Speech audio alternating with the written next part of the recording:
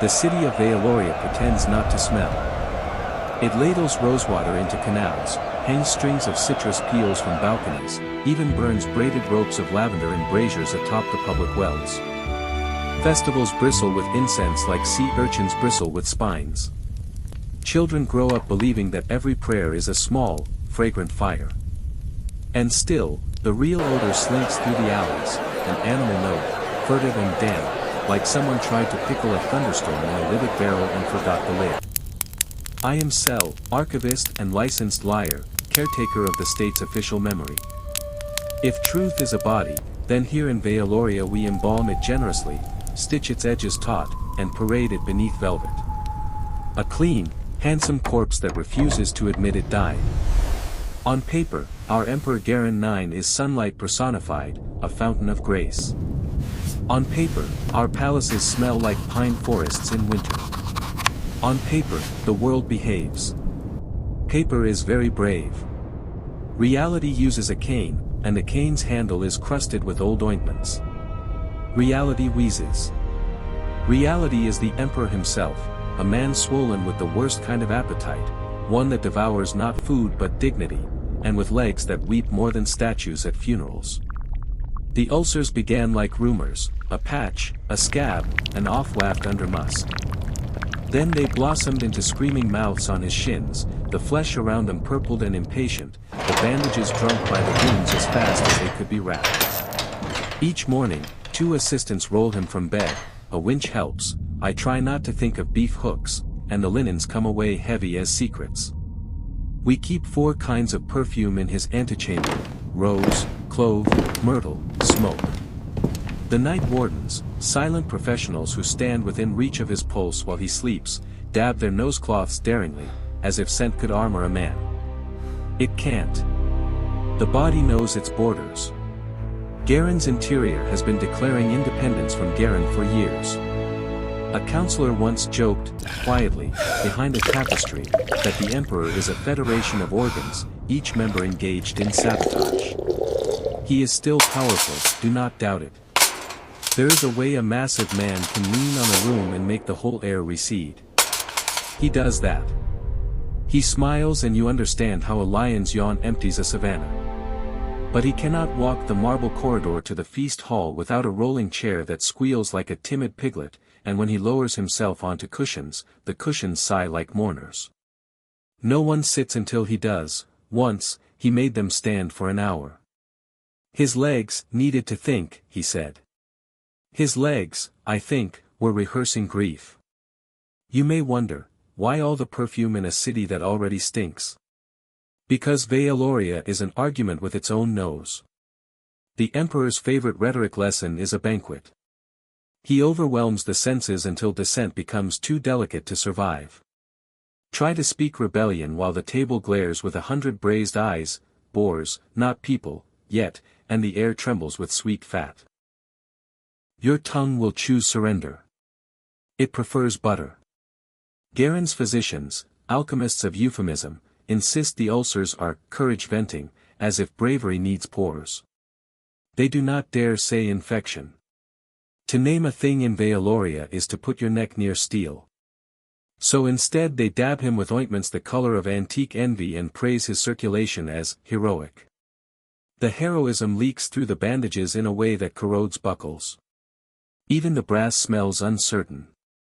I once saw a taster vomit into a gilded goblet, quick as a cat, then drink the vomit to hide the offense. That is the level of fear we cultivate. That is the etiquette of survival. The taster lived, technically, and so did his cowardice. He now trains new tasters, brow pale, hands steady as a surgeon of shame. His pupils learn to lift a spoon with reverence and lower their expectations into the bowl. The palace calls the program mouthguard. The city calls it something ruder.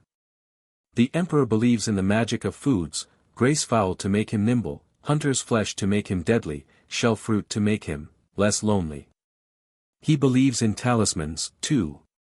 Under his pillow, 3 knives, each named after a season. At the bed's foot, a loaded crossbow whose string knows the shape of his temper. 2 wardens stand inside the bedchamber, 2 outside, all four keep their eyes open as if blinking is treason. They smell the way the palace smells, like courage reheated too many times. He does not simply fear poison, he fears being ordinary prey. Imagine being emperor and discovering your body is as mortal as a baker's or a blacksmith's. He cannot. So he invents rituals to bully death into obeying, 3 sips, then a pause, then a sideways glance for the taster to confirm he has not blossomed into a corpse. We all play along. In Vealoria, obedience is choreography, we dance to avoid being chosen as the example that proves the steps matter. There is a house within the palace called the House of Spoons. It keeps silver by the bushel, but that is not why it is named. The house tends to a sovereign's most undignified needs, bowels, bladders, the betrayals of tubes and valves. Spoons are gentler than knives, you would be amazed at what a spoon can rescue. Those who work there are saints in aprons, and they are watched by spies like everyone else. The emperor's body is a state secret that leaks hourly. If this reads cruel, understand, I do not hate Garen. I hate the gravity that forms around him, a physics of yes that warps the city's bones. I hate how a man's fear can train a nation to rehearse nonsense. I hate that we call ulcers courage, call screams songs, call the stench the perfume of majesty. I even hate myself for the way my pen learns to copy those euphemisms as if they were true, the way I stack them into a memorial to our collective bad taste. Later, I will write about a coffin, but not now. For now I will tell you the most honest thing I know. The emperor's laugh sounds exactly like a cleaver slipping from a butcher's hand and finding something soft. We laugh with him because it is safer to pretend we hear a bell. A bell would be kinder. The feast hall is an animal that pretends to be a room. The chandeliers dangle like ribs hung to dry, the tapestries have swallowed so much smoke they exhale stories no one told them to keep.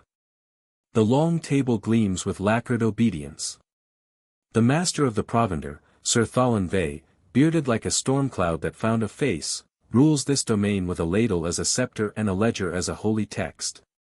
He believes you can control a kingdom if you control how it chews. On this night, if it was a night, it is safer to tell time by courses than by clocks, arrangements proceed with clockwork paranoia.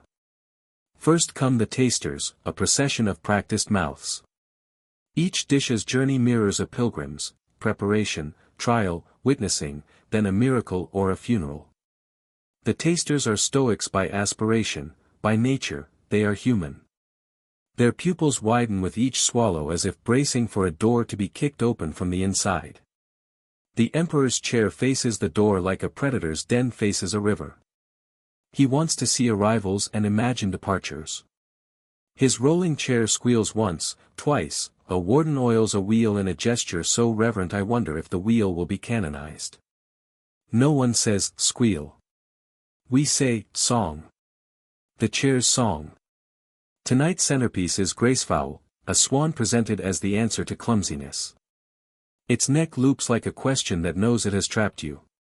Behind it, a parade of hunter's flesh, deer, boar, hare, glistens as though it has not forgiven us. There are oysters, pried open like ears that consent to listen. There are breads piled into topographies, rivers of wine, soups that attempt to curry favor with the dead by smelling like their grandmother's kitchens. Sir Thalon murmurs to his cooks as if praying, less salt on the hare, more smoke on the boar, tell the soup to confess. A boy in a cap embroidered with spoon and knife nods. The boy's lip wobbles with the privilege of being necessary. He will not sleep for 3 days. No one in the feast hall sleeps, we digest. The taster for the swan is a woman called Nessa. She wears a chain of office whose links resemble little tongues. Nessa spears a morsel, holds it to the light as if varnish could guarantee virtue, tastes, chews with professional humility. We all count in our private ways. I count, I am alive, 3 times, then once backwards. Nessa swallows. She neither swoons nor stiffens. The swan is declared obedient, which is how we say edible when we are being theatrical. Garen waits, in this one regard he is patient, to see if obedience is a trick. The emperor has learned enough about life to distrust any virtue that arrives quickly. The waiting is its own spectacle. He lifts a goblet. Pauses. A taster drinks. Pauses. Garin sips. Somewhere, a nerve in the room unclenches and the chandeliers decide not to fall. The performance does not end. It accelerates. Dark amusement is a solvent. Watch it dissolve your revulsion just long enough to make you complicit. The emperor tears a wing from the swan with a grace that contradicts the purpose of the meat. He gnaws like a scholar reading a manuscript for hidden insults. Yes, he says, as if the bird has answered a personal question. His tongue gleams. His ulcers answer by dampening their linens. The wardens adjust their stance by half a boot. By decree, the warden's movements mean nothing. By reality, they mean everything. There is a soup whose aroma is nostalgia weaponized. It is the smell of rain on a street you loved before it betrayed you. Sir Thalin calls it rootache, brewed from parsnips, turnips, despair. Garin tastes and declares it honest, which is either praise or a small war. The provender bows so low his beard absorbs a little spilled wine. Later, a squire will wring it into a cup and pretend he has invented a new vintage. The feast hall devours the gesture like sugar. We are all children, we lick whatever sweetness authority spills. But the meat course is where the room grows grotesquely devotional. Platters arrive as if carried by executioners, boar with lacquered mouth, deer with sauced eyes. Garin eats as if nourishment were revenge. He closes his eyes sometimes and chews the way a man chews a memory until it apologizes. He believes boar makes him relentless, deer makes him elegant in pursuit, oysters make him more persuasive. We believe whatever keeps our heads squarely on their hinges.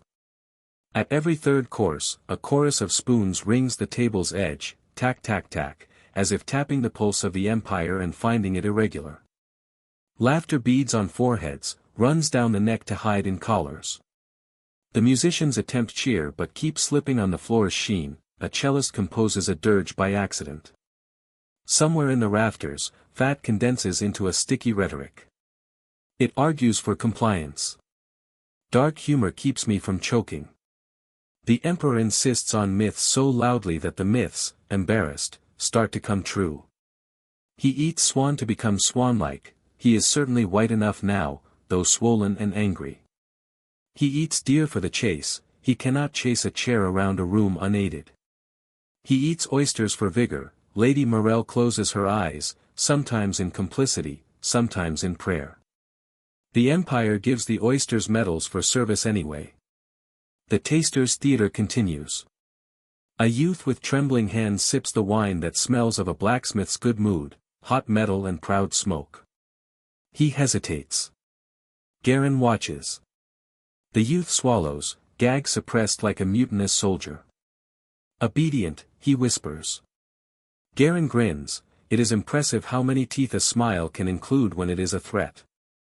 Between courses, a footman steps wrong, one step over an imaginary line where knees are supposed to remember humility, and the emperor notices. No one breathes, which is foolish because breath is how one plans to survive. Garin leans forward, and the cushions complain about the weight of consequences. The footman freezes into a new species, prey statue. The emperor laughs and waves him on. Relief lands like a flock on the table. We eat the relief with our eyes, then the next course with our mouths. Somewhere within the silk of this indulgence is rot. It is in the emperor's leg, of course, arguing era after era with bandages. It is in the olives, 2 jars soured because a junior steward misunderstood a superior's tone. It is in the jokes, which now decay the moment they leave the mouth unless embalmed by sycophancy. Even the chandeliers sweat tallow with a sincerity that turns quickly rancid. We lack the courage to gag. We make gagging a dance step and call it elegance. When Garin finally leans back, when the last oyster confesses its brine and the swan lies unconvincing in dismantled grace, Sir Thalin pronounces the feast victorious over hunger. This is like declaring a man victorious over air, and the courtiers buzz, as bees do after an accident with smoke.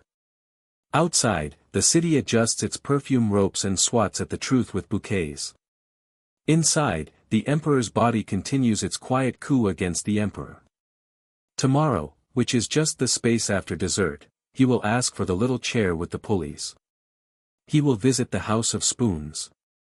He will make fear into a utensil and stir the city with it. Tonight, we perform obedience until our jaws ache.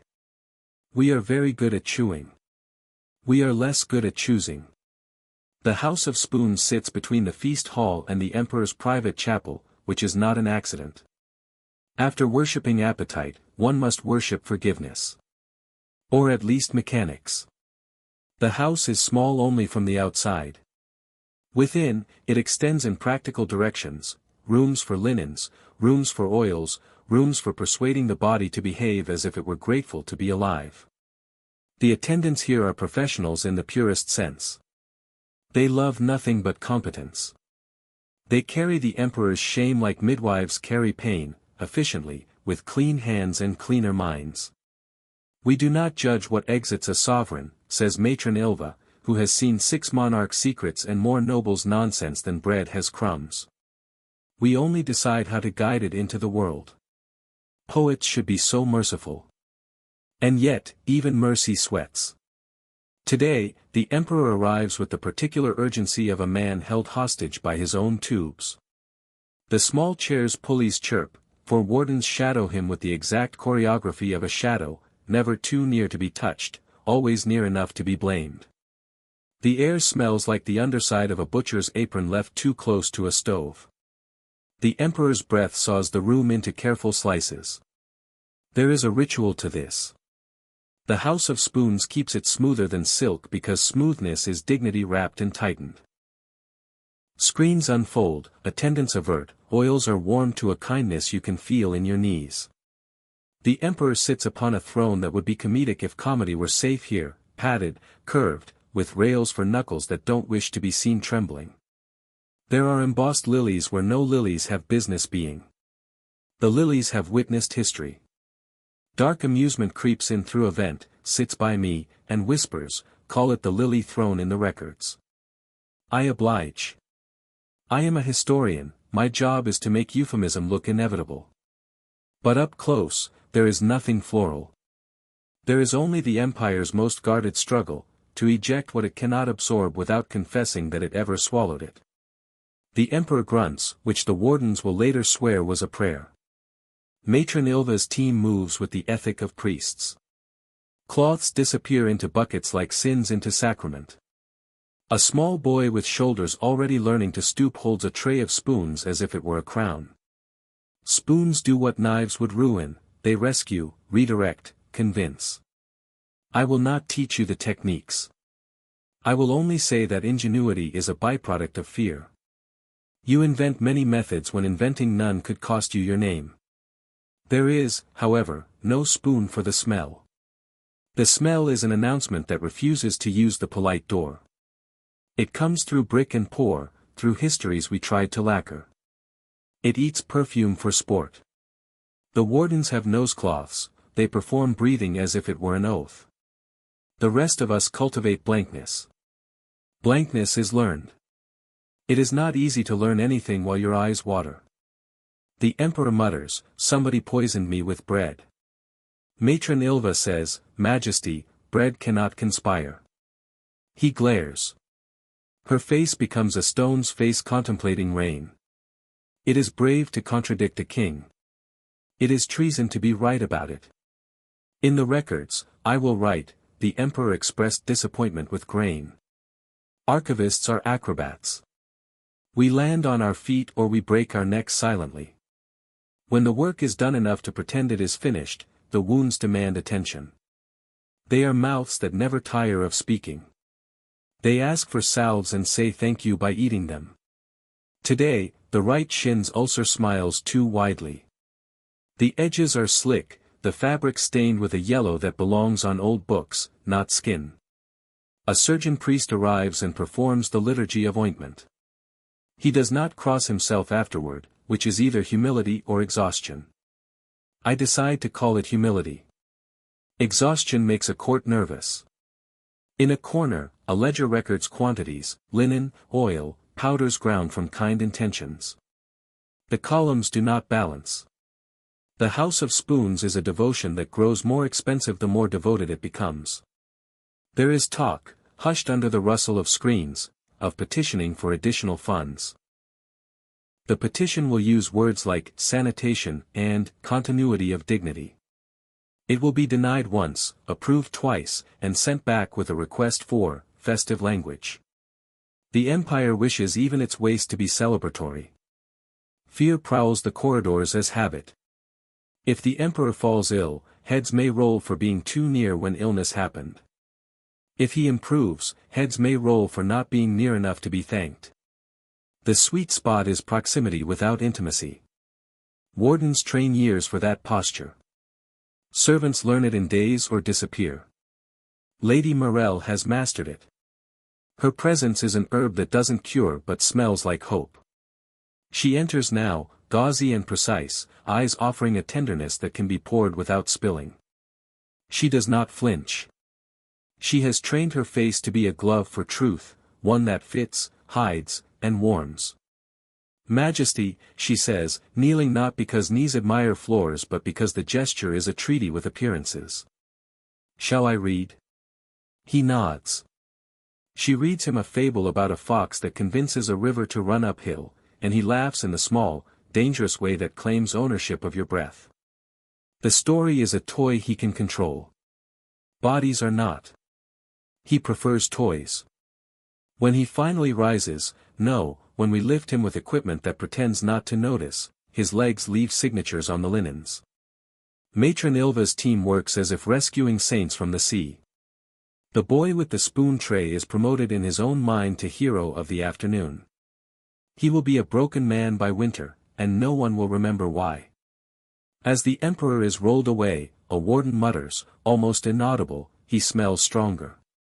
Another replies, strength is a smell. I could write a book about that exchange. I am, in fact, writing it now. If the empire endures, it will be because we learn to name things so cleverly that even rot believes it is royalty. The House of Spoons closes its screens. Cloths soak. Oils cool. We scrub brass until it denies the fingerprints that demanded mercy. We count linen like monks count prayers. We refuse to use the word filth. We prefer proof. Proof that the emperor lives. Proof that we serve. Proof that something resembling civilization can be coaxed to sit politely even when its stomach aches. Later, I pass through a corridor where the breeze should smell of beeswax but doesn't. I think of the feast hall, of swan necks asking bad questions. I think of the scarlet tower's drains. I think of the secret passages like veins.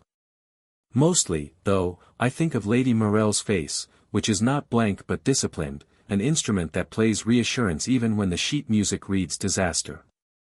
If love is a kind of bravery, then pity is a kind of treason. I cannot afford treason. I inventory my pity and lock it in the archives with the other dangerous artifacts. The emperor will sleep soon. The wardens will not. The city will inhale rosewater and exhale something darker. Tomorrow, or the hour after this hour turned inside out, the House of Spoons will reopen. The spoons will flash in candlelight like crescent moons pretending they know how to hold all the gravity in the world. Lady Morel learned to smile from mirrors that knew better. The palace owned hundreds, thin, fat, tall, warped like water thinking too hard, and she practiced in each until her face could produce the same gentle light regardless of angle. It is not dishonesty, it is carpentry. You shave away what might splinter, you oil what must flex, and you never, ever show the grain that runs against the throne. People say she is a fawn, big-eyed, quick-breathed, always at the edge of flight. This is how the court forgives itself for wanting to hunt her. They call their hunger metaphor and think the word makes it kinder. The emperor calls her Morel of the Mercies, as if she were a chapel with arteries. She bows and says, Majesty, while her mind, which was raised by books that smelled of glue and resolve, inventories the room for exits, allies, spoons. She has secrets, yes, but none of the kind that end in cheap curtains and sudden gasps. Her secrets are strategies, taught by women who lived long enough to teach them. When to lace your gown so that your breath comes small and pretty. When to drink water so that your hands refuse to tremble. When to nod as if your neck were a promise you intend to keep and also a weapon you intend to sheath. When to cry. When to not. If you think her young, you mistake the calendar for the weather. She is old in the way a cliff is old, the face may be smooth, but look at what it survived. Garin admires her like a man admires a bridge he's made to carry too much. He steps upon her kindness with the weight of an empire and listens for cracks. Sometimes he hears them, sometimes he calls the noise music. The wardens agree it is a melody. The rest of us memorize the tune and hum when told. Morel keeps a desk in a room no one dares to call hers. It is called the honey room for the color of its walls, but the sweetness is theoretical. On the desk, an ivory brush that refuses to remember snarls, a ribbon whose shade could hide in fresh blood, a letter knife that thinks highly of itself, and a pen. The pen is ordinary. The pen saved 3 lives last month with a single sentence rearranged to mean mercy instead of malice. I admire pens that do labor without asking for applause. She writes letters. Not to lovers. Not to friends she cannot afford. She writes to silence itself, like a child writing to the moon and expecting an answer anyway. Dear quiet, she begins, teach me how to rest while awake. Dear restraint, strengthen your back. Dear future, if you arrive, bring fresh air. She tucks the letters into the lining of her cloak. Do not laugh. A woman will sometimes sow hope where a man would sow coin. One buys bread, the other buys interest from the universe.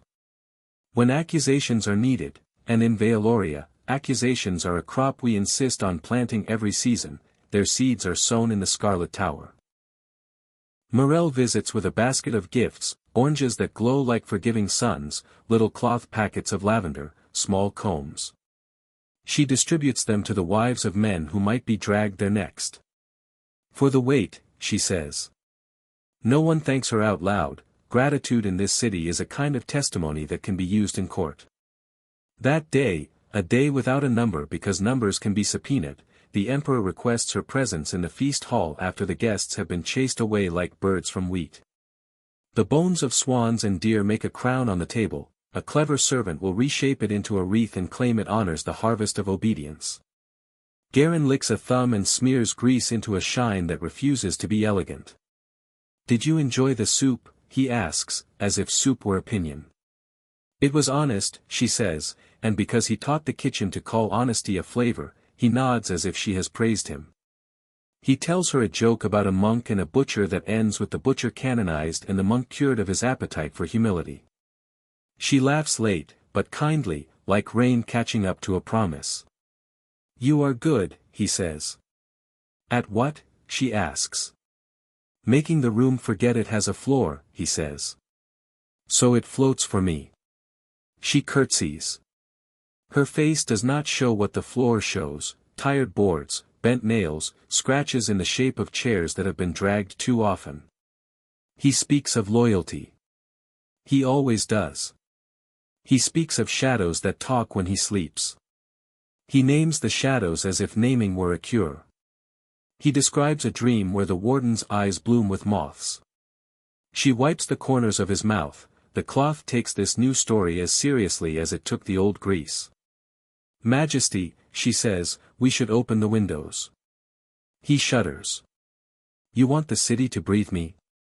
His mirth is a slippery fish, it flops and splashes dread in tiny arcs. She wants to say, the city already does, and it coughs. Instead, she says, fresh air makes praise travel farther. He likes that. He likes anything that makes adulation aerodynamic. The windows are unlatched.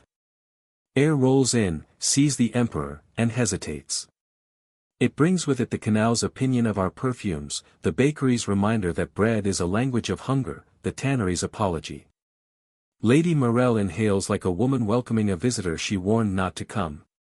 Garen inhales like a soldier distrusts a white flag. You will sit beside me tomorrow, he declares.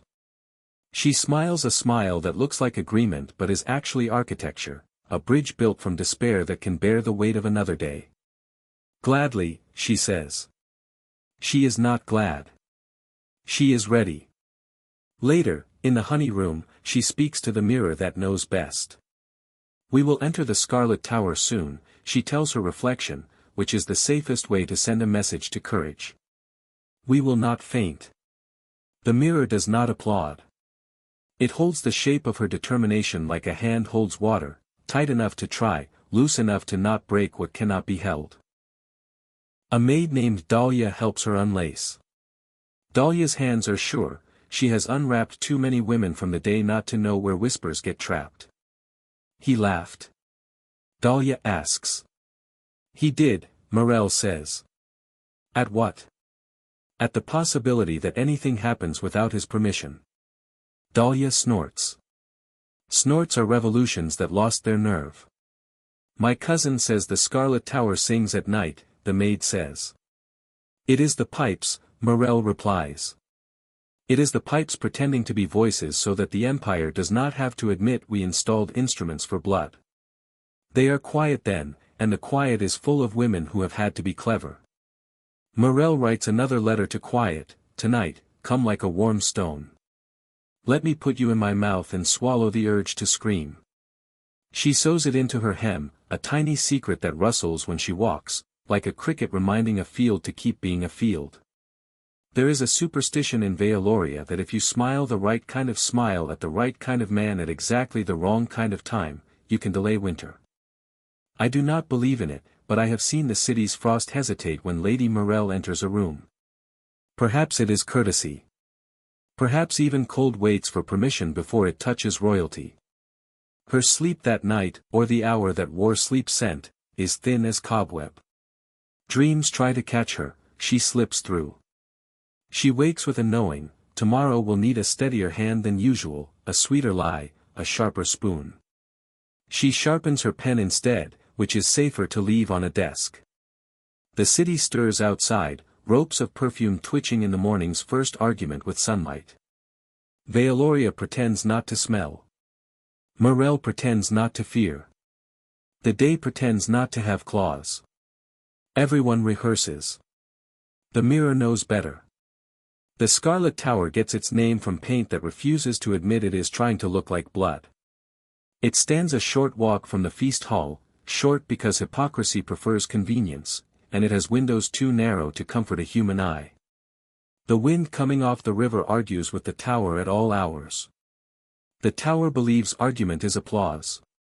Inside, the floors are scrubbed until they forget the word stain. The drains hum. A clever engineer designed them to carry away more than water. When the city sleeps, the tower practices lullabies that no one wants to hear hummed near a cradle. People say it sings. They are close. It exhales memory. If you press your ear against the wall, do not, you can hear versions of the truth practicing their alibis. We arrive, sell the archivist with my pouch of lies, Lady Morel with her basket of oranges and lavender and the courage you can only wear if your hands don't tremble, wardens with boots that learn to walk like a sermon. Garen does not attend. He sends appetite in his place, orders for confessions, spices for fear, that grin that wishes it were a sword. The tower's keeper is a woman named Ispit. She has eyebrows that could herd goats and a laugh that has learned to be a cough when necessary.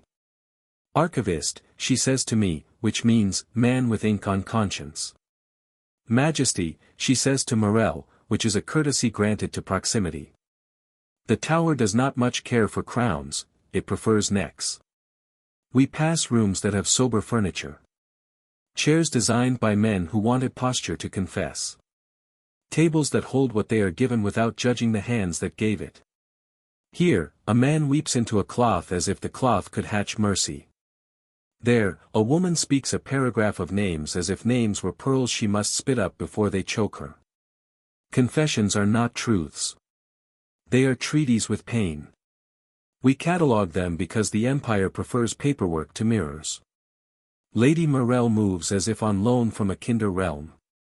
She gives oranges to women who will not eat them but will hold them to their faces and dream of fields. She ties ribbons around wrists that have met ropes. She listens. Listening is a tool sharper than knives and quieter than prayers. The tower notices. It does not approve.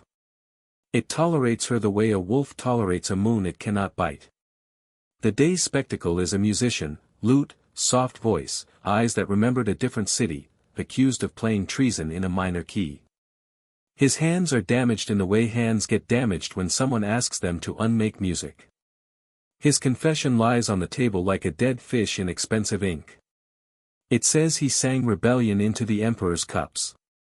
It says he taught Lady Morel's shadow to waltz with a dagger. It says what it must to let him sleep without interruption. Morel reads it and then looks at me as if I am a window. Sell, she says, how do you file a lie that does not even try to look like a lie? Under necessities, I answer. My voice forecloses on how it shakes. Everything important lives there. Isbit clears her throat, which makes the lanterns flinch. He will be taken to the listening room, she says. The listening room is where sound learns to obey. It has walls that believe in discipline and a ceiling that collects sighs like bottles collect storms. The musician is led there. He is soft with defeat. He is young in that fragile, dying way men are when they have written songs for weddings and funerals and have not learned to tell which is which until too late. Lady Morel enters with him, which surprises Isbit's eyebrows into a new shape. Protocol, Isbit begins. Is a recipe for results you already know, Morel says. Today I prefer variation. The tower huffs, it prefers recipes. Inside, the room smells like old water and fresh obedience. Morel sits, not too near, exactly near enough. Play something, she tells the musician. He laughs, then remembers laughter requires permission and stops. My hands, he says. They will remember, she replies. She has that effect, even pain wants to perform for her. He plays. A string breaks and apologizes by lying on the floor. He keeps playing a melody with holes where hope should be. Morel hums, soft, like a woman feeding shadows crumbs so they don't eat the furniture. I listen. The tower listens. The song is good at pretending it is not afraid. Then the door opens and fear enters in the shape of a man who looks like many signed orders. He is the questioner. He wears gloves so that his hands can claim innocence. He smiles as if teeth were punctuation. Your Majesty, he says to Morel. This is no place for music, she asks, standing. Correct. It is not. That is why I brought some. He stares at her smile as if suspecting a trapdoor. He is right to suspect. Her smile is a plank over water with rumors in it. She offers him an orange. He takes it because refusing an empress is a public art he has not mastered. He peels it, the scent loud as spring, and for a moment the room meets the idea that mercy could be a fruit. Let the musician rest, she says. His confession has confessed enough. The questioner tilts his head to weigh how heavy her words are in the currency of safety. He finds them too light. A second account corroborates the song, he says. A neighbor claims he heard treason. He describes the notes precisely. Ah, Morel says, the neighbor with no ear who hums like a door complaining. I laugh in the way a man coughs when he doesn't wish to be remembered. It is not a victory story. We do not indulge those in Veoloria except during parades. The musician is not released. He is moved. The word moved contains worlds. He is relocated to a room where the ceiling can only be reached by standing on your own restraint. He will live. He will not play. Morel convinces the questioner to mark the ledger column diminished instead of destroyed. This passes for triumph. In a city that perfumes its canals, you learn to grade survival on a curve. When we leave, the tower inhales as if it had allowed something risky to happen and must replenish its rules. Lady Morel's basket is lighter. Isbit's eyebrows have made peace with her. I file 3 lies in my pouch, promise myself to set them on fire, then remember that fires require permission. The drains hum. The floor shines. The air smells like oranges earning a medal. Outside, the day is a color we will later call diplomatic. The river pushes its opinions toward the sea. People hawk breads and buttons and alibis. The Scarlet Tower stands behind us, red as a throat after a scream. They say it sings. Today, perhaps, it hummed along with a woman who refused to let its song be the only music in the room. The archives have no perfume, which is a political stance. They smell like dust thinking, like glue that believes in promises, like paper remembering trees without judging them. Here I am priest and gravedigger. I bury truths in labeled drawers and resurrect them for those who paid admission with obedience. The city trusts me because it has taught itself to trust the structure that cages it. We love our bars, they are straight and honest about what they do. My desk has a notch where my father once sharpened a knife he did not use. He taught me to aim for precision with tools and mercy with language. He died remembering only one of those instructions. I keep his knife in a drawer lined with declarations. You can open anything with a declaration if you read it with enough irony. On the wall, maps of Vealoria, each lying in a different direction. One map insists the city is a flower, another insists it is a mouth. The newest shows the secret passages of the palace in pale ink, like veins beneath the skin of a liar. I trace them when the day goes heavy. Not to escape. To remember that escape is a story too, and stories are my trade. A clerk, young as a rumor, brings me a bundle, petitions, edicts, 3 poems disguised as recipes, by the same poet, someone should feed him properly, and a note from the House of Spoons requesting 10 dozen more cloths and the courage to ask for 20. I sign the cloths, I marginalia the courage, pending. Courage is always pending here. It requires a counter-signature from someone who has never needed it. Now to the work that makes my ribs vibrate, the index of forbidden stenches. It began as a joke, it became necessary. The emperor's physicians maintain a lexicon of euphemisms for his condition, heroic venting, brave seepage, valorous exudate, and our scribes must translate these into terms the laundries can understand. If you send heroic venting to laundry without a caution, you ruin a woman's hands. So I codified the lies and cross-referenced them with consequences. We pretend it is for efficiency. It is actually my rebellion, bringing truth back through the servant's entrance. I copy carefully. If a bandage is labeled, courage, late stage, soak in ash lime solution and recite the absolution for cloth, do not ring, do not inhale close to your children. If labeled, courage, early, wash with lye and vinegar, do not discuss with neighbors, do not dream. A library of disgust disguised as helpfulness. I will die either for this or for something stupider. Librarians live with such arithmetic. Lady Morel visits. She walks as if even the air in the archives must be reassured that it isn't about to be conscripted.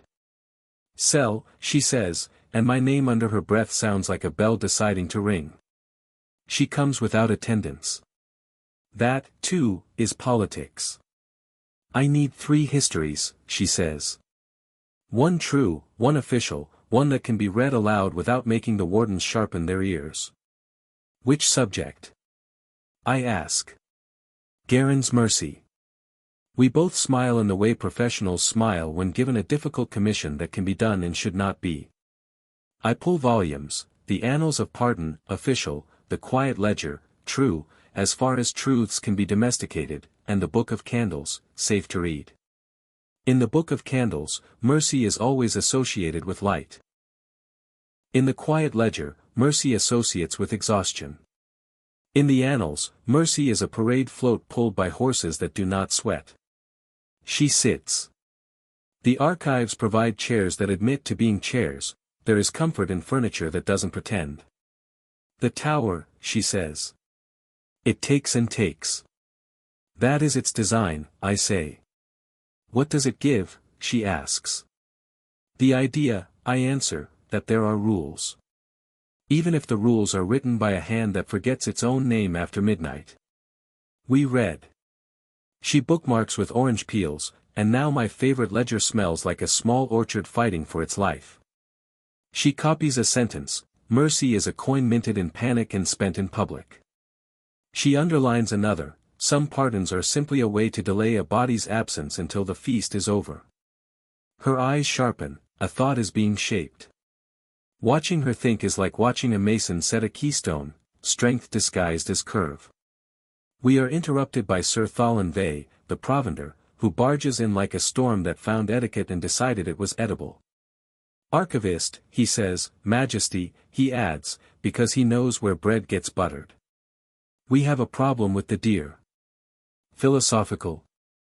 I ask. Logistical, he says. They have become scarce in the right, flattering way. Translation, the herds have learned our patterns and refuse to die beautifully. Try goats, I suggest. They are persuasive in stew. He grimaces. Goats are for the honest poor and dishonest sailors. The emperor requires grace from his carcasses. Then dress goats as deer, Lady Morel says, and for a second Sir Thalin looks as if he has swallowed an idea that bites on the way down. A marinade masquerade, he murmurs. A venison vision. He bows to her, he forgets to bow to me. The archives learn humility from kitchens, the kitchens learn grammar from need. When he leaves, we laugh, which feels like a crime we will later deny with conviction. Morel asks, can a city be taught to smell its own corruption and still choose to stay alive? Yes, I say, because pessimism is a luxury I can no longer inventory. It is taught daily. We call it patriotism.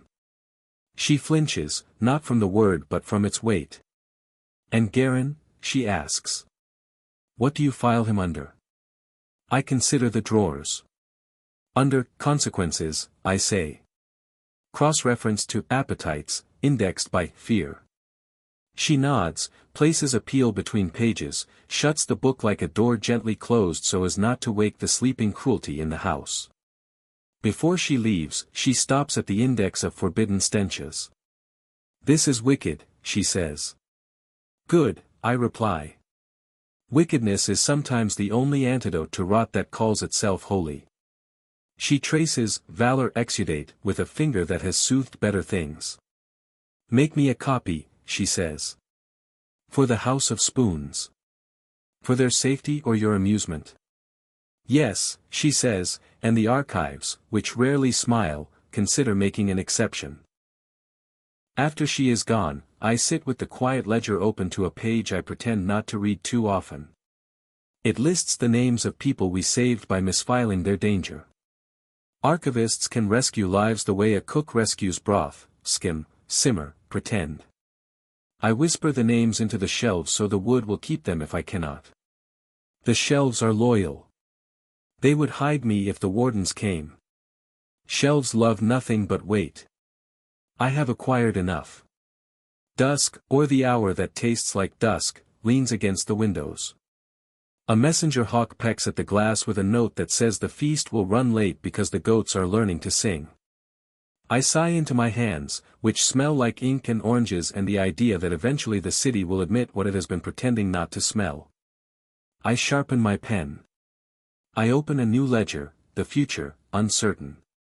On the first line I write, a coffin must be strong enough to hold a kingdom's lies. Then I scratch it out. Too early. Even truth needs pacing. The kitchens of Vealoria are less a workplace than a cathedral. Smoke is the incense, cleavers the bells, and Sir Thalin Vey the high priest presiding over a religion of appetite. The acolytes wear aprons instead of vestments, their chants are recipes, and their hymns are orders shouted until even the onions wince. Here, superstition seasons every dish. Garin 9 does not simply eat, he consumes symbols. A roasted swan is not meat, it is grace distilled into feathers and fire. Venison is not muscle but elegance, cooked until the chase itself melts on the tongue. Oysters. Everyone whispers, smirking, though no one dares say it aloud in front of Lady Morel. The kitchens hum with urgency. Over 200 servants prepare 800 dishes daily, though only a few dozen will ever pass Garen's lips. The rest are decoys, Fallon explains, as if food were a battlefield where only some soldiers deserve to die gloriously. Poison cannot kill what it cannot find. He says this with the solemnity of scripture, then tastes a gravy that tastes him back. The rituals border on theater. Each dish is tasted by 3, sometimes 4 mouths, and then left to rest like a corpse awaiting burial. Only after a half-hour delay will Garen touch it. By then, the kitchens have already prepared 3 more versions of the same dish, each guarded like crown jewels, in case the original offends. I watch as a young apprentice butchers a deer with trembling hands. He whispers an apology to the carcass, hoping perhaps the spirit will forgive being disguised as supper. Louder, Fallon growls. The emperor must hear through the bones. And so the boy cries his apology like a confession while slicing fat from flank. Dark amusement bubbles through me, here mercy is offered to meat but never to men. The banquets themselves become sermons. Garen demands spectacle, platters shaped into towers, pies that bleed red wine when cut, fruits carved into grotesque smiles. He once required a roasted boar to be dressed in a suit of gilded armor, just so he could dismantle it with a jeweled dagger. I hunt even at table, he declared. The courtiers applauded as though he had slain famine itself. There are moments of farce so sharp they might cut the throat. A pigeon, stuffed with herbs, explodes mid-carving, showering Garen with rosemary and shame. He laughs, spraying wine and half-chewed swan across the table, declaring, even the birds rebel. The courtiers laugh too, because not laughing is indistinguishable from treason. But beneath the absurdity, the horror is constant. Garen eats as though consumption itself were war. His teeth grind like millstones, shredding flesh into sermons.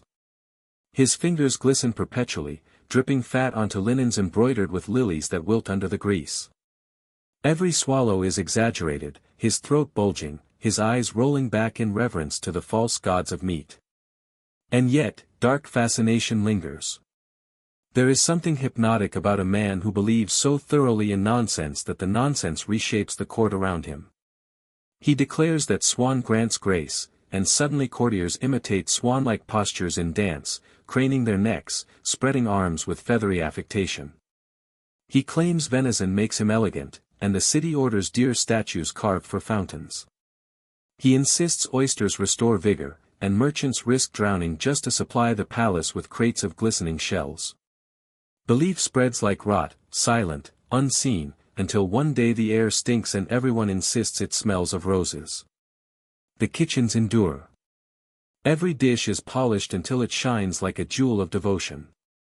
Every servant prays silently that today the emperor's appetite does not lead to their death. And when the feast ends, bones stripped bare are carried away like relics of a miracle no one asked to witness. The city outside gnaws barley bread and onion stew. Inside, Garen licks swan fat from his fingers, sighs, and declares, "Grace has entered me."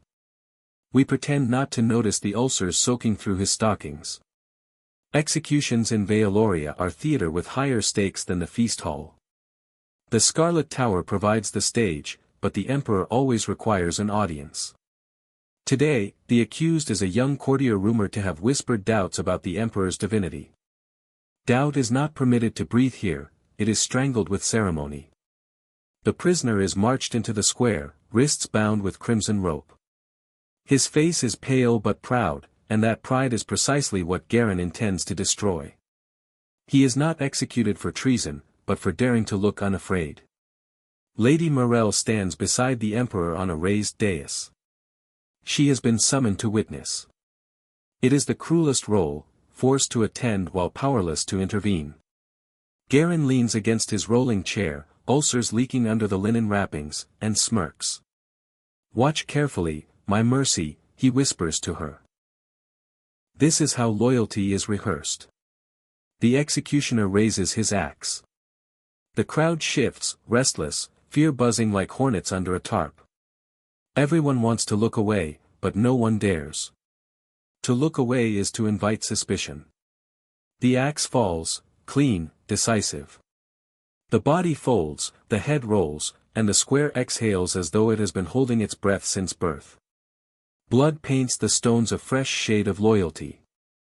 Garin claps once, slowly, making sure everyone hears. Morel does not faint. That is her rebellion. Other queens before her have collapsed, swooned, hidden their faces behind veils. Garin enjoyed that, it confirmed his power. But Morel remains upright, spine straight, eyes unblinking. She watches the blood run and does not weep. Garin notices. His grin falters, then returns sharper. Ah, he says loudly, so the crowd hears. My empress is iron. She approves. The people murmur, shifting the story to suit the throne. She is complicit, she is cold, she is loyal beyond doubt. They cannot imagine that refusal to faint is not approval but survival. Later, in the honey room, Morel washes her hands though she touched no blood. Dahlia the maid whispers, "How did you stand it?"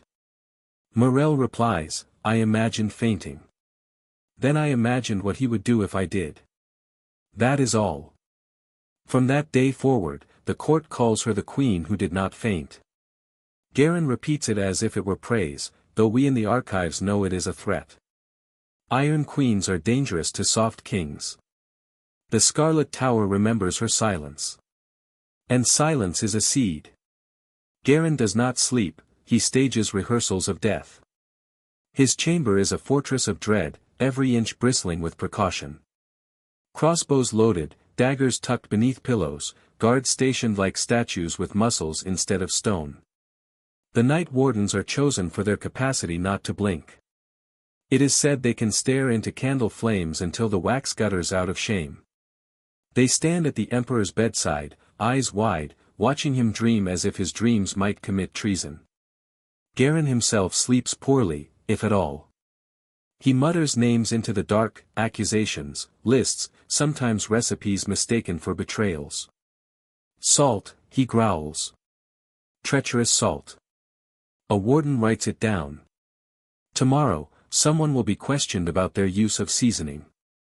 His body betrays him constantly. The ulcers seep through bandages, soaking into the sheets. Attendants change linens twice, sometimes thrice each night, gagging behind perfumed cloths. Garin notices everything. You grimace, he snarls at one. Perhaps you wish to smell as I do. Shall I peel your legs and share my perfume? The servant weeps apologies. Garin laughs. The wardens do not. They do not laugh. They do not blink. I once witnessed a warden falter, just a flicker of eyelids, the human reflex of a man whose eyes had dried to parchment. Garin saw it. He always sees. The warden vanished before dawn, replaced by another who blinked less. His family received a letter of commendation written in the emperor's crabbed hand. Your son has ascended to higher service. We all knew what higher service meant. Ashes, perhaps. Or soil. The paranoia saturates every corner. Peepholes drilled into walls, listening devices hidden in rafters, secret corridors mapped like veins through the palace. Garin rehearses escape routes nightly, lumbering through passages with attendants hauling his bulk, ulcers dripping onto the stones. The smell lingers, marking each tunnel like a trail a predator leaves when it mistakes itself for prey. The wardens are not immune. They watch each other as fiercely as they watch Garin, for spies spy on spies here. One slip of tongue, one sigh too heavy, one blink too slow, and you become the next example of vigilance. Fear feeds on itself until even the guards guarding the guards are afraid of their own shadows. Dark amusement whispers to me as I record, what is an empire, if not a giant eye terrified of blinking? Garin is that eye, bloodshot, swollen, watering pus, but still demanding the world stare with him into the dark. And we do. Because in Vealoria, to blink is to die. The palace of Vealoria is less a home than a labyrinth pretending to be polite.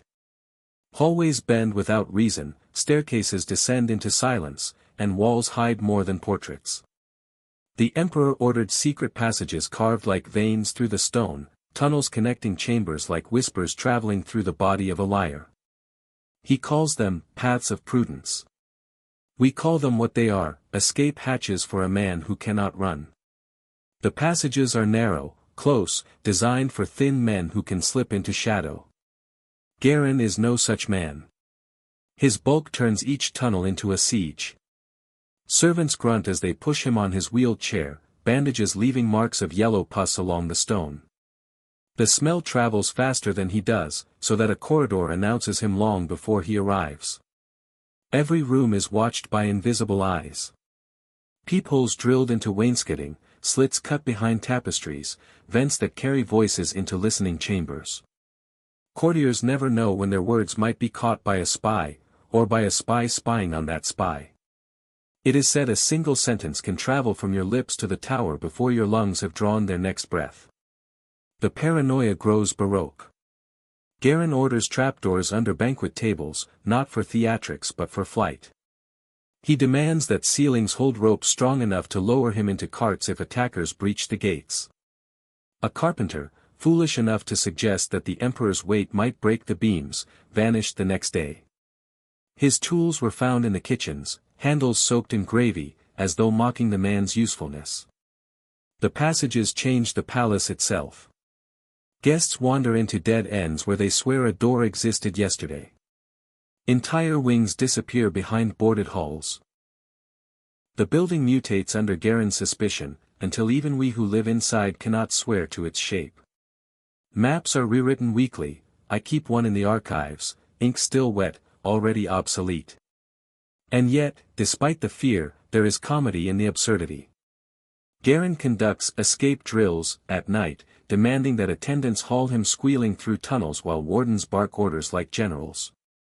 He bellows, assassins at the western gate, as if the palace itself were an actor meant to respond. The servants drag him sweating, his ulcers dripping, while Garin cheers his own survival. It is farce painted as strategy, horror lacquered with laughter. Once, a servant stumbled and dropped him onto the stone. The emperor howled, not in pain but in outrage that the script had been broken. "You ruined my triumph," he spat. The servant's family was exiled within the hour. No one asked where. The palace walls absorb everything, screams, laughter, secrets. They groan at night, as if burdened by the weight of fear crawling through their veins. Some say the passages whisper. I have listened. What I hear is the sound of stone regretting who it serves. It began with silence. The feast hall, normally a storm of noise, pots clanging, spits turning, knives shrieking on bone, lay hushed. Garin arrived wheeled in his chair, nostrils flaring like a hound expecting the scent of roasted fat. Instead he smelled nothing. The kitchens had stalled. Sir Thalanvey stood grim, ladle clutched like a weapon. Behind him, his army of cooks and scullions stood motionless, knives at rest, fires dim. Majesty, Thalan said, bowing just enough to keep his head. The deer refuse us. Garin blinked, uncertain whether this was metaphor or rebellion. Refuse? He hissed. Beasts refuse nothing. The herds are gone, Thalan explained. Driven deeper into the forest. Our hunters return empty. The emperor's face flushed crimson. He pounded the arm of his chair, splattering pus from his bandages onto the tiles. Find them. We tried. Thalan's voice cracked but held. Majesty, we starve the forests for your table. The herds have learned. The hall trembled. Courtiers froze, unsure whether to side with the truth or the emperor's appetite. Garin roared. Then make goats into deer. Stuff them, paint them, I don't care. The cooks shifted uneasily. A goat is not a deer, no matter how dressed. But fear is a sharper spice than rosemary. They obeyed. Goats were skinned, marinated, presented as venison. Garin tore into the meat, chewing furiously, as if punishing the animal for being itself. But goats are stubborn even in death. The flavor betrayed the disguise. Garin spat it out, face purple. "This is mockery," he thundered. He hurled the platter across the hall, grease-spattering courtiers who bowed lower rather than wipe themselves clean. His rage grew operatic. He accused Thalin of treason by deception, accused the hunters of cowardice, accused the goats themselves of conspiracy. "Everything plots against me," he bellowed. "Even supper." The fear was palpable. Servants trembled, waiting for an execution order. Instead Garin seized a wine jug and drank until crimson stained his beard. "If the world conspires, I will devour the world," he shouted. The hall erupted in applause, hollow as drums struck without hands. Afterward, the kitchens worked twice as hard, slaughtering animals indiscriminately to restore Garin's faith in abundance. But the moment lingered. The emperor's appetite had revealed itself not as hunger but as madness. And madness, once tasted, cannot be forgotten. By now Garin's body was collapsing faster than his empire. His ulcers deepened, tunneling into bone. His belly sagged like a wineskin left too long in the sun. He could no longer walk, could scarcely breathe without attendants fanning the air away from his face. Yet he clung to the throne with the desperation of a man who believes death itself can be outlawed. The mortuary priests were summoned before he died. They prepared early, mixing resins, melting beeswax, shaping candles thick enough to hold a collapsing monarch together. The palace stank of honey and rot. When the end came, if it can be called an end, he was lowered into a coffin layered with lead and sealed with wax. The priests chanted blessings while gagging behind perfumed cloths. Garin's body swelled within its casing, gases already stirring beneath the skin. His corpse was an argument with containment, and containment was losing. The procession to his tomb was a parade of denial. Courtiers in jeweled silks marched beside the hearse, pretending the air was not poisoned with sweet, foul odor. Priests swung censers heavy with incense, each puff a desperate duel with the stench. Musicians played hymns in cracked voices, notes bending as if trying to flee the air they traveled through. The coffin groaned. Beeswax cracked. A priest whispered, "It bulges." Another whispered back, "Pray it holds." I walked with them, archivist among mourners, quill tucked at my belt to record the day. What I recorded instead was terror. Every creak of wood was a warning. Every gust of wind threatened revelation. The people lined the streets, holding sprigs of lavender to their faces. Children asked why the king smelled like a slaughterhouse. Parents shushed them, whispering lies about holy fragrances. Then the unthinkable happened. At a bend in the road, the coffin gave a long, wet sigh. Wax split. Lead warped. With a thunderous crack, it burst.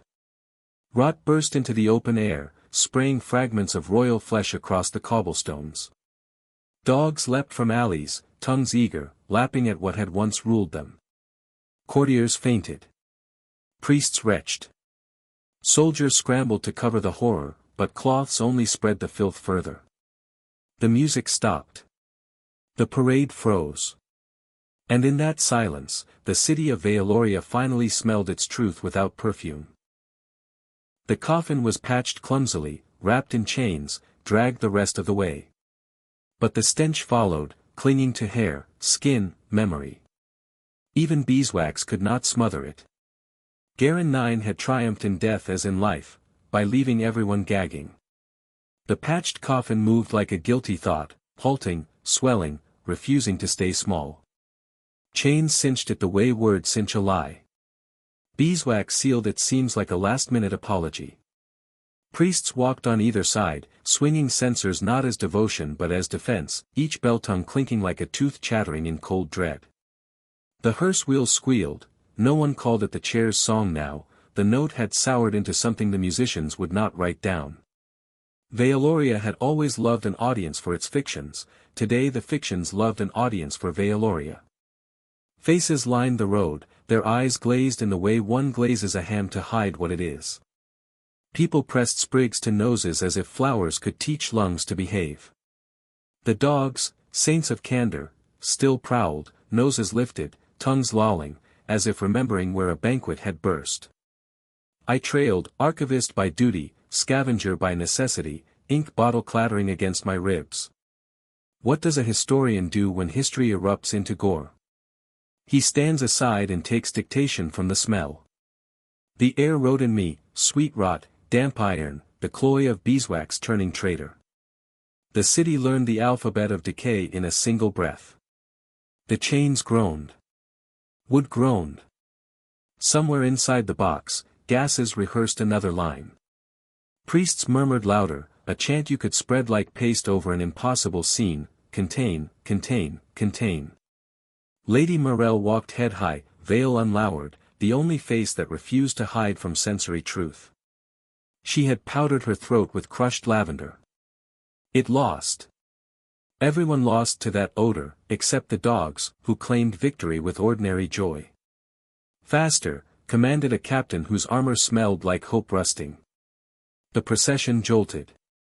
The coffin answered with a wet percussion, as if clapping along. Men at the wheels shoved, feet slipping through a film that did not want a name. The street would remember, once you smear a city with monarchy, you never wash it wholly clean. At a narrow curve near the dyer's quarter, the cart lurched. Chains rang. One link snapped like a lie exposed, and the coffin slid, thudding against the edge. Wax fissured in a bright zigzag.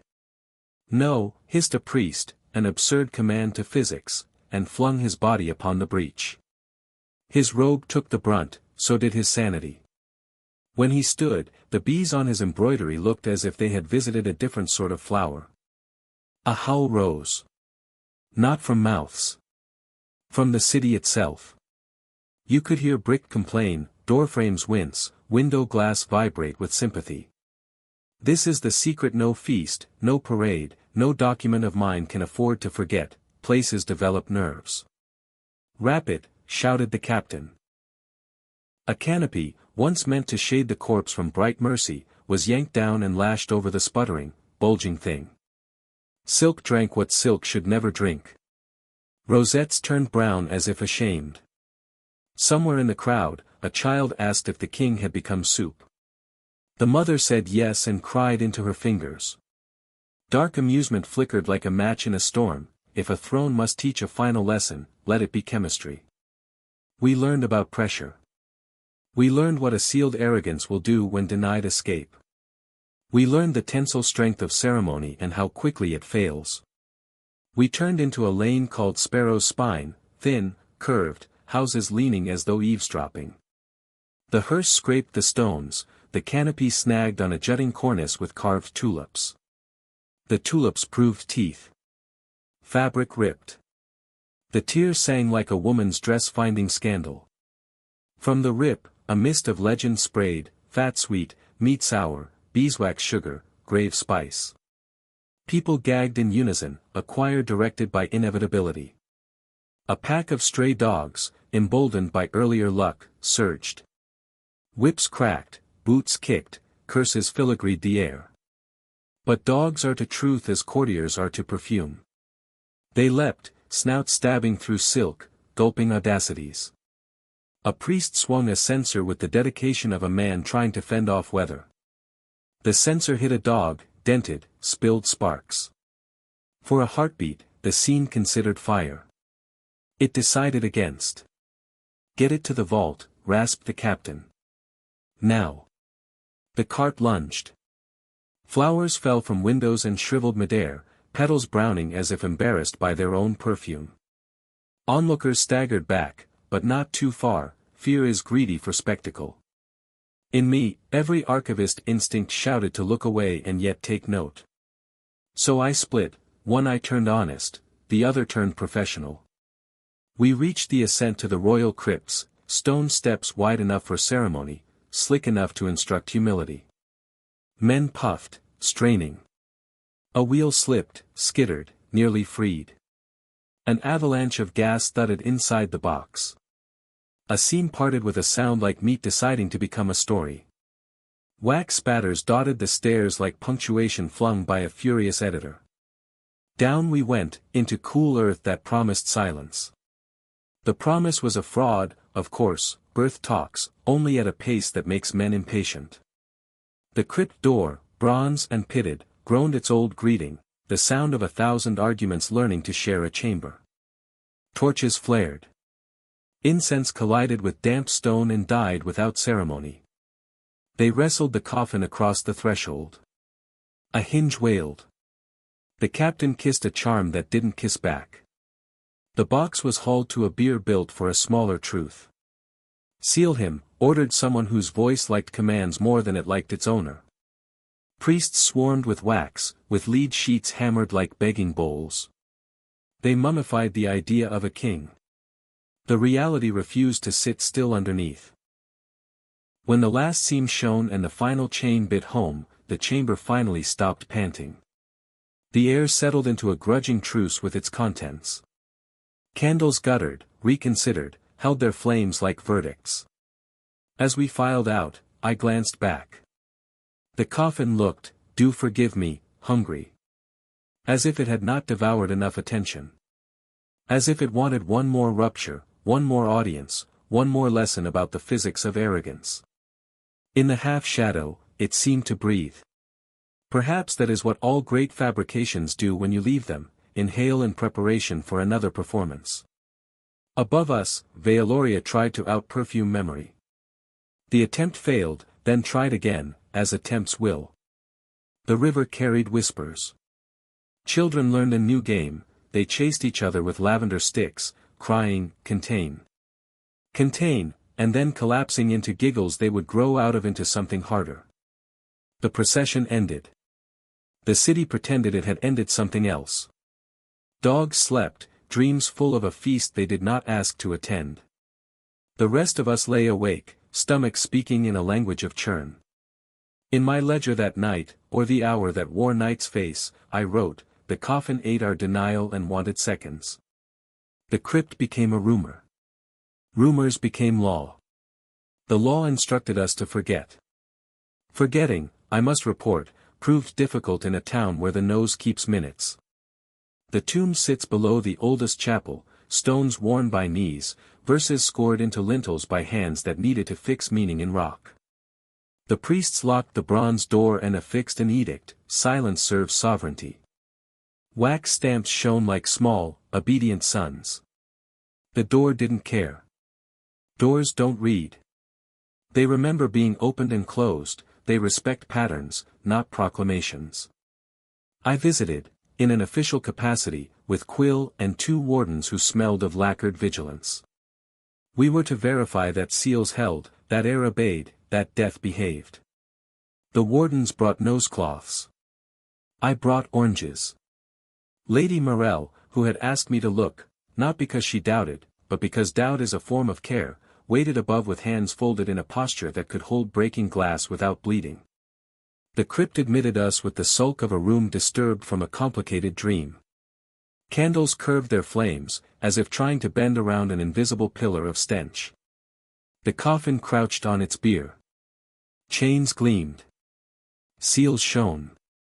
On the stone beneath, something had leaked before leaking was forbidden, a dark halo, dried now, like a saint's icon painted by a butcher. Check, said the taller warden, and we did, seam by seam, word by word, ritual by ritual. The wax held. The lead seemed satisfied with its tightness. And yet, the air. The air was not still. It moved in the least way, like a sleeping animal twitching. Drafts, muttered the shorter warden, eager to declare the mystery mechanical. I was not so eager.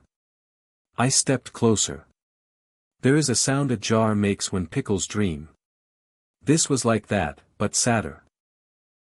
A faint, almost polite pressure on the ear, the suggestion of a heave. We 3 men, hardened by fear, softened by constant disgust, stood still and listened to the coffin remembering gas. It breathes, I said, before my wisdom could catch my mouth. The warden stiffened, hands drifting to hilts, as if one could stab physics until it promised discretion. We performed the litany of reassurance. Read the names of the saints of containment. Pressed palms to seals, felt their dumb complacency. The taller warden scratched a line into his ledger, integrity verified. He underlined it hard enough to convince himself. We left. The door closed with the sigh of an old throat swallowing a stone. Above, Lady Morel stood at the chapel rail. Sunlight practiced entering the stained glass and failed beautifully. She lifted her eyes to mine and asked nothing. Sometimes mercy survives by not asking. I nodded, an archivist's nod, tight-lipped, translating one kind of certainty into another. It holds, I said. For now. She exhaled in a way that said then we will hold too. The city practiced forgetting. Edicts declared garlands mandatory near wells. Bakers shaped loaves into crowns, as if eating a symbol could rehabilitate appetite. Children were taught a hymn about beeswax as salvation. The Scarlet Tower published an etiquette: when the air misbehaves, observe composure. It included illustrations. They were very pretty. The House of Spoons returned to its daily catechism, less burden now, more memory. Their linen order fell by half, their silence doubled. Matron Ilva took the index of forbidden stenches I made and bound it in plain leather. For health, she said. And for comedy. We laughed carefully, the way cooks taste broth too hot. Sir Thalenvey invented a goat stew so persuasive that courtiers composed poems blaming deer for cowardice. The poem form became fashionable: blame the prey. The city recited it everywhere. Blaming the prey is a genre that never goes out of style. The night wardens rearranged themselves around emptiness. Eyes that once monitored a sleeping tyrant now watched tapestries, candle shadows, each other's patience. A few blinked. It was tolerated. Fear slackened, not out of kindness but exhaustion. Even terror needs sleep. In the archives, I opened a new series, Breathings of Stone. I wrote about rooms that remember. About corridors that, at certain hours, smell briefly of swan fat and vinegar as if the palace exhaled the past under pressure. About steps worn not by feet but by dread pacing. About a tomb that, on quiet days when the river holds its tongue and the priests teach bees to hum softer, seems to pull a very small gulp of air and then release it, like a secret practicing to be confessed. What, you ask, of empire? Does a city collapse when its king becomes a cautionary odor? No. Empires rarely collapse when they ought. They become their own satire and continue, powered by habit and harvest, by ledgers and little lies. New councils sit. New decrees arrive dressed as wisdom. The old fear puts on fresh clothes and smells faintly of mint for a season. Lady Morel did not become queen in name. Names are distributed by those who collect them like taxes. She became something else, the city's unblinking. People learned a quiet trick from her: how to stand without swaying while cruelty rehearses itself, how to hold a face in a storm without pretending the weather is fine. She does not smile as much now. When she does, windows brighten. The mirror that taught her smiles has grown modest with pride. And Garin? He rules still, in the way a scent rules, invisibly, persistently, instructing memory to flinch. Children who were carried to the parade that burst will one day tell their children that royalty is a gas with opinions. The dogs, older now, successful, dream simpler dreams: cobblestones, sunshine, the faint taste of a world's hypocrisy. The priests keep a candle burning before the bronze door. Bees come sometimes, confused, knocking their soft bodies against the flame. They do not understand what their wax was asked to do. Neither do we, if we are honest. We make instruments of anything that doesn't resist hard enough. We will do it again. One evening, or the hour that taught evening how to look, I returned alone. No wardens. Just me and the stone stair and a citrus tucked in my coat because I have grown sentimental about defiance that fits in a palm. The crypt received me like a grudging host. The seals shone. The chains slept. The air had settled into a compromise that did not require gagging. I stood very still and listened.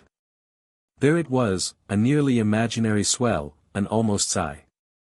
Not a haunt. Not a ghost. A pressure remembering how to be impatient. I spoke aloud, not to Garin, not to the coffin, not to any god who enjoys beeswax. I spoke to the city. Breathe, I said. But do not forget what it cost to exhale. On my way out, I left the orange on the step. Insects would find it. Time would soften it. Someone would sweep it up and, for an instant, the broom would smell like a kinder world. Back in the archives, I closed the ledger titled Future, Uncertain, and opened one called Instructions for Air. I wrote, when the tomb breathes, do not run. Note the rhythm. Teach your lungs rebellion that does not require shouting. Keep a spoon handy. Keep a joke sharper than a knife. Keep lavender for the children and truth for the shelves. And if a coffin anywhere begins to hunger for audience again, remember, pressure seeks a seam. Be the stone that does not widen. Veoloria still pretends not to smell. On some streets, the pretense is almost convincing. But in the cracks of the paving stones, in the cool of the chapel, in the weave of the tapestries that watched everything, the truth persists like a stubborn weed, a faint sweetness no incense can overrule, a memory of meat and beeswax and terror. The city lives with it. We all do. History will call Garin a tyrant, a glutton, a fool of superstition. History will be right and still insufficient. He was also a teacher. He taught us that fear can build a palace of doors with no outside, that hunger can turn cooks into clergy, that rot can be paraded and applauded until it explodes, that laughter aimed the wrong way is just another chain. He taught us, finally, how to listen for a breathing tomb and choose not to become its echo. And me? I remain cell, archivist and licensed liar. I catalog perfumes and stenches and the pages between. When I sign my name to this account, my ink will smell faintly of oranges. It is a foolish hope, but I have learned to smuggle hope with the confidence of a seasoned thief. If it survives the shelves, perhaps it will survive the air. If the city ever asks what to do next, I will answer, open a window. Not because you trust what comes in, but because you remember what happens when you seal everything shut. The tomb will breathe. So will we. That is not absolution. It is instruction.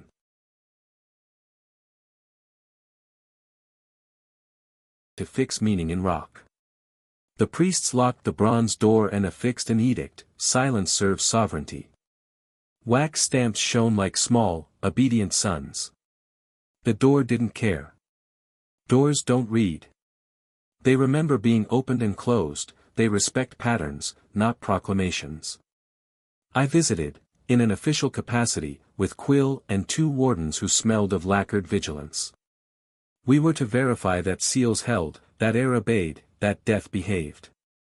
The wardens brought nosecloths. I brought oranges. Lady Morel, who had asked me to look, not because she doubted, but because doubt is a form of care, waited above with hands folded in a posture that could hold breaking glass without bleeding. The crypt admitted us with the sulk of a room disturbed from a complicated dream.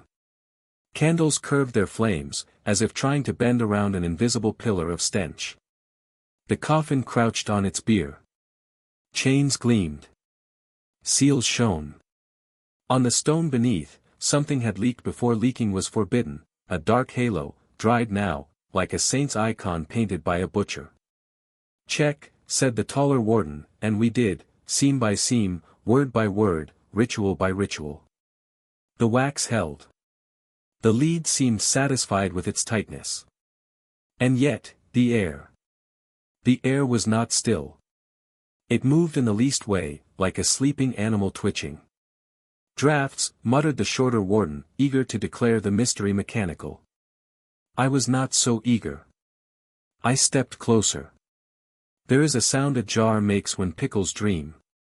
This was like that, but sadder. A faint, almost polite pressure on the ear, the suggestion of a heave. We three men, hardened by fear, softened by constant disgust, stood still and listened to the coffin remembering gas. "It breathes," I said, before my wisdom could catch my mouth. The warden stiffened, hands drifting to hilts, as if one could stab physics until it promised discretion. We performed the litany of reassurance. Read the names of the saints of containment. Pressed palms to seals, felt their dumb complacency. The taller warden scratched a line into his ledger, integrity verified. He underlined it hard enough to convince himself. We left. The door closed with the sigh of an old throat swallowing a stone. Above, Lady Morel stood at the chapel rail. Sunlight practiced entering the stained glass and failed beautifully. She lifted her eyes to mine and asked nothing. Sometimes mercy survives by not asking. I nodded, an archivist's nod, tight-lipped, translating one kind of certainty into another. "It holds," I said. "For now." She exhaled in a way that said, "Then we will hold too." The city practiced forgetting. Edicts declared garlands mandatory near wells. Bakers shaped loaves into crowns, as if eating a symbol could rehabilitate appetite. Children were taught a hymn about beeswax as salvation. The Scarlet Tower published an etiquette: when the air misbehaves, observe composure. It included illustrations. They were very pretty. The House of Spoons returned to its daily catechism, less burden now, more memory. Their linen order fell by half, their silence doubled.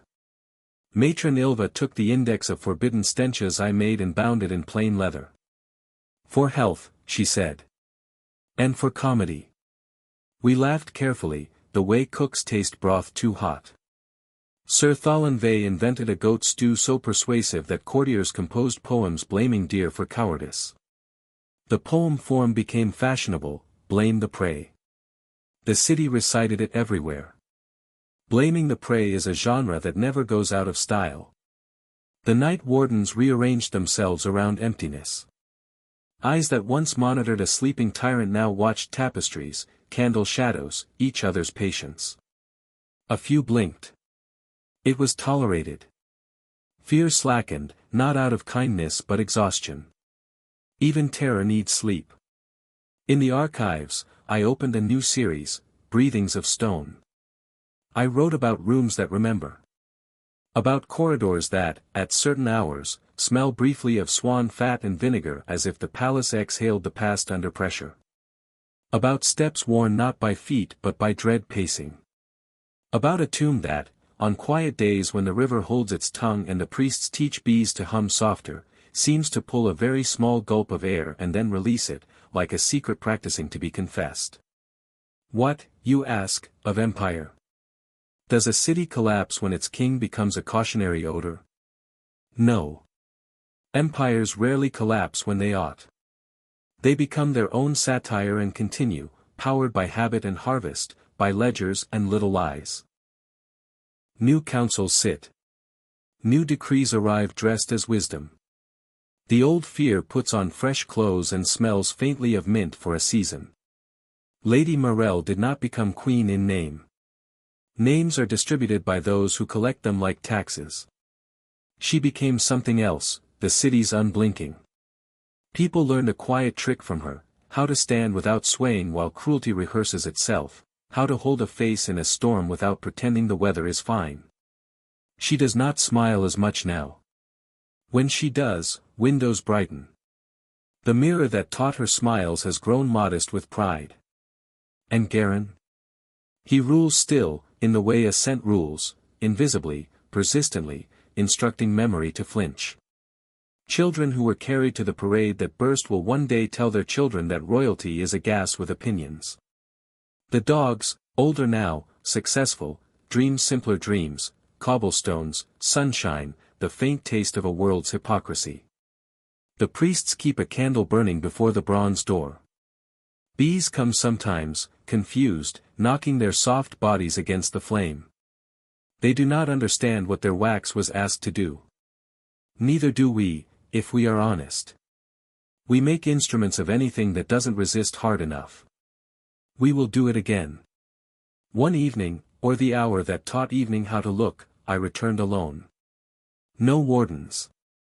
Just me and the stone stair and a citrus tucked in my coat because I have grown sentimental about defiance that fits in a palm. The crypt received me like a grudging host. The seals shone. The chains slept. The air had settled into a compromise that did not require gagging. I stood very still and listened. There it was, a nearly imaginary swell, an almost sigh. Not a haunt. Not a ghost. A pressure remembering how to be impatient. I spoke aloud, not to Garin, not to the coffin, not to any god who enjoys beeswax. I spoke to the city.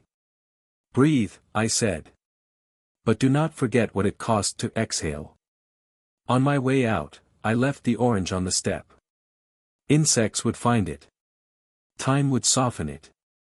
Someone would sweep it up and, for an instant, the broom would smell like a kinder world. Back in the archives, I closed the ledger titled Future, Uncertain, and opened one called Instructions for Air. I wrote, when the tomb breathes, do not run. Note the rhythm. Teach your lungs rebellion that does not require shouting. Keep a spoon handy. Keep a joke sharper than a knife. Keep lavender for the children and truth for the shelves. And if a coffin anywhere begins to hunger for audience again, remember, pressure seeks a seam. Be the stone that does not widen. Veoloria still pretends not to smell. On some streets, the pretense is almost convincing. But in the cracks of the paving stones, in the cool of the chapel, in the weave of the tapestries that watched everything, the truth persists like a stubborn weed, a faint sweetness no incense can overrule, a memory of meat and beeswax and terror. The city lives with it. We all do. History will call Garin a tyrant, a glutton, a fool of superstition. History will be right and still insufficient. He was also a teacher.